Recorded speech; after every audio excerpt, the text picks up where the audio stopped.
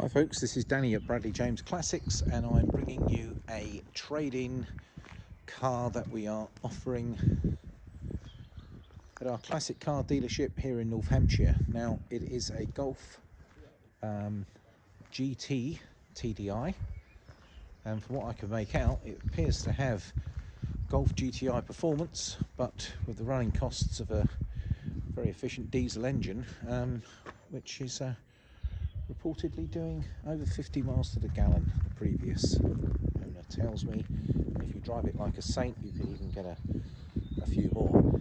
Now, it has been well used in that it's managed to get to 222,000 miles, and there are, of course, as you would expect from a car from 20, no it's not, it's 2002, this model. And it's covered those 222,000 miles. There are a few imperfections, and it's quite common with these cars. They always seem to get a bit of grot in these front wings, so which is true of this side. So a bit of rust coming through on the offside front wing. The driver's side door not too bad. Passenger rear getting a little bit scabby towards the bottom of that arch. A little bit of a scuff here. Remarkably, the back bumper corner is pretty good. Now, for some reason, the back boot won't open. Now, apparently they're quite common, and it may well require a replacement door handle, which I'm told the gentleman bought one off eBay, but and then subsequently lost it. A little bit of a scuff down there. This rear arch is pretty good, as is this passenger door, and the passenger front door looks pretty decent. And then the worst bit on the car is this scabbiness. In fact, that's quite a horrible rusty hole there. Alloy wheels, being the GT model, and a bit of a scuff on this corner here. No sunroof model, and it is a 5-door hatch.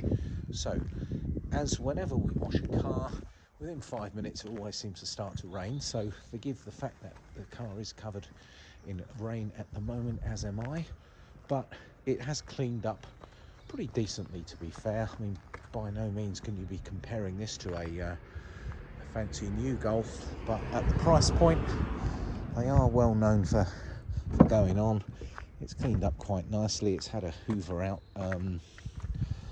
It's quite a sporty trim. I'm afraid it's missing some rear headrests and the load cover for the hatchback. It's very dark inside.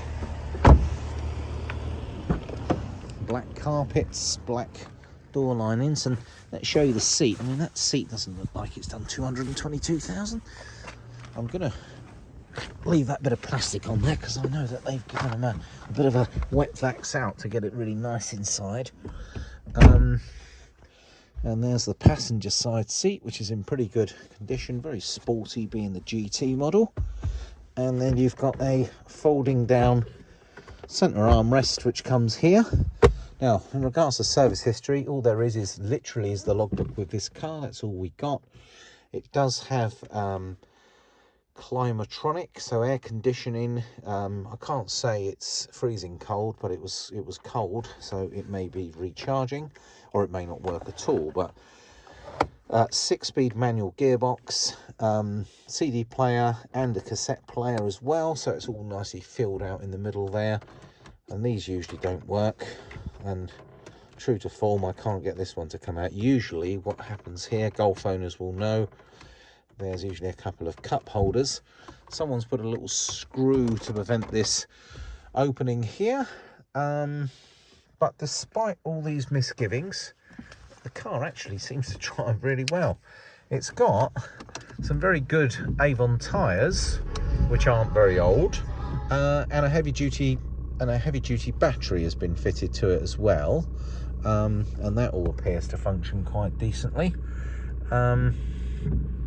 It's got a trip computer, and if you're quick, you might even catch it with half a tank of fuel in almost. Well, that's the fan definitely working. Let's turn that down a bit.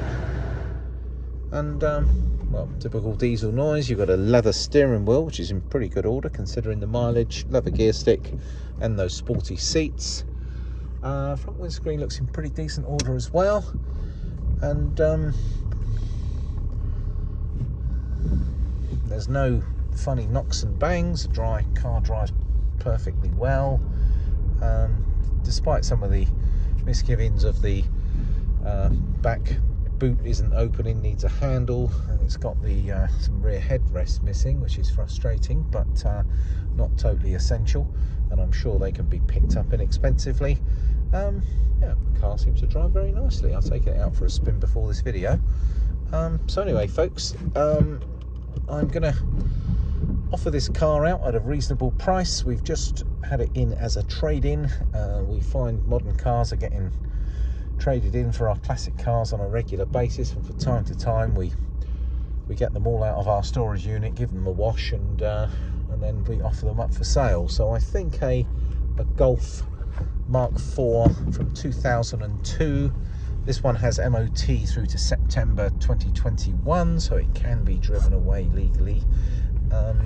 We have given it the once over. We've checked levels.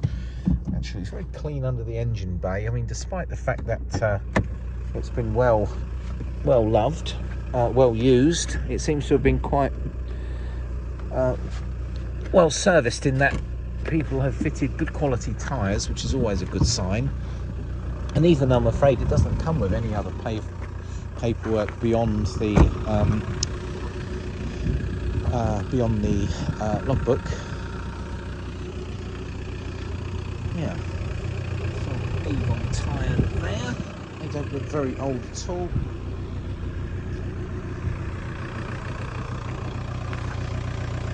Let's have a look. There's another Avon on the back. They look to be quite recent. And the tyres on the front, I can't see the brand, but they are very chunky. So I don't think we'll be needing tyres in a rush. While we're together, why don't I just show you under the bonnet, because I noticed it had been quite nice under there. And there's that well-regarded TDI engine. Looking quite nice. So, just a quick recap. 222,000 miles on a Mark IV Golf from 2002. It's a GT TDI model.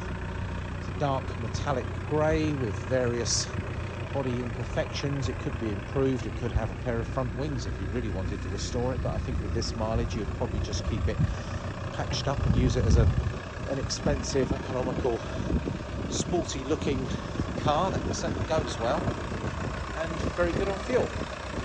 Well folks, thank you for bearing with me as I've shown you this Golf GT TDI in the rain. Danny at Bradley James Classics, signing out.